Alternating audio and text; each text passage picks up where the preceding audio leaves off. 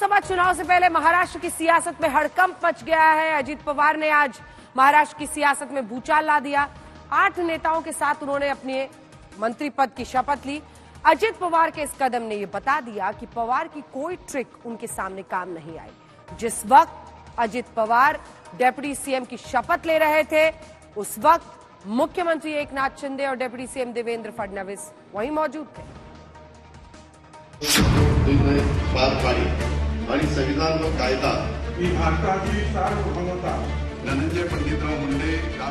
इसे कहते हैं राजनीति का सबसे करारा वार, सबसे गहरी चाल और सबसे बड़ा कमाल। माझ्या विचारार्थ आणले जाईल।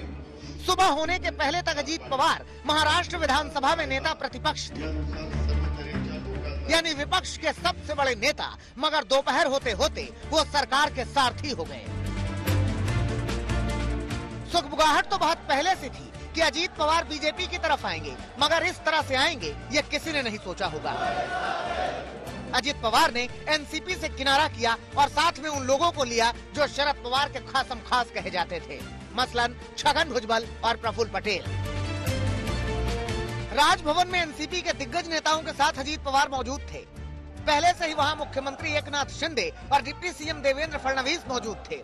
ताबड़तोड़ कार्यक्रम शुरू हुआ। कोई कुछ समझ पाता उसके पहले ही अजित पवार के साथ मंत्रियों के शपथ की तस्वीरें नमूदार हुई। यानुसार सर्व तऱ्हेच्या लोकांना मी निर्भयपणे व निस्पृहपणे तसेच कोणाच्याही विषयी ममभाव किंवा आकस न बाळगता न्याय मागून थे। छगन भुजबल, दिलीप वलसे पाटिल, धनंजय मुंडे, हसन मुश्रीफ, अनिल पाटिल, अदिति तटकरे, धर्मरावत राम और संजय बाबूराव बनसोडे ने मंत्री पद की शपथ ली।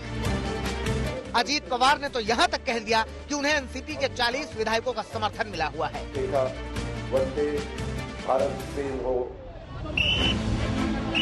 लेकिन सियासत सिर्फ इतनी नहीं कि अजित पवार ने पार्टी तोड़ दी और बड़े नेताओं को लेकर बीजेपी शिंदे सरकार का हिस्सा हो गए, बल्कि अजित पवार ने एक और बम फोड़ दिया, ये कहकर कि एनसीपी पर वो दावा ठोकेंगे।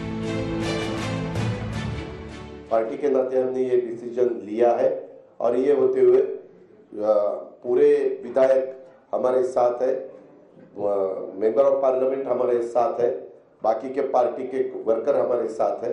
इसीलिए आज मैंने डिप्टी चीफ मिनिस्टरशिप का ओथ ली। तो क्या ये माना जाए कि जिस तरीके से एकनाथ शिंदे ने सबसे पहले पार्टी के नेताओं को तोड़ा और बीजेपी के साथ सरकार बना ली, फिर शिवसेना के सिंबल पर दावा ठोका और सिंबल ले लिया, ठीक उसी तरह से अजीत पवार भी करेंगे, क्योंकि अजीत पवार तो बार बार कह रहे हैं कि वो एनसीपी के चुनाव चिन्ह पर ही चुनाव लड़ेंगे, चुनावी मैदान में उतरेंगे। आम्ही राष्ट्रवादी काँग्रेस पक्ष आणि घड्याळ या चिन्हावर आणि त्या पक्षाच्या नावावरच निवडणुका लढवणार।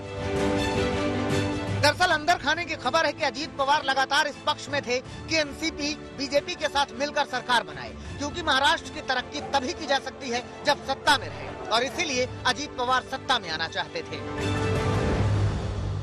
महाराष्ट्र के डेवलपमेंट के लिए और देश और मजबूत होना चाहिए और आगे जाना चाहिए।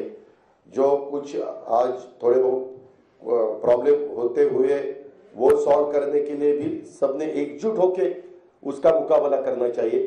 इसी माध्यम से हमने सबने मिलके ये डिसीजन दिया है।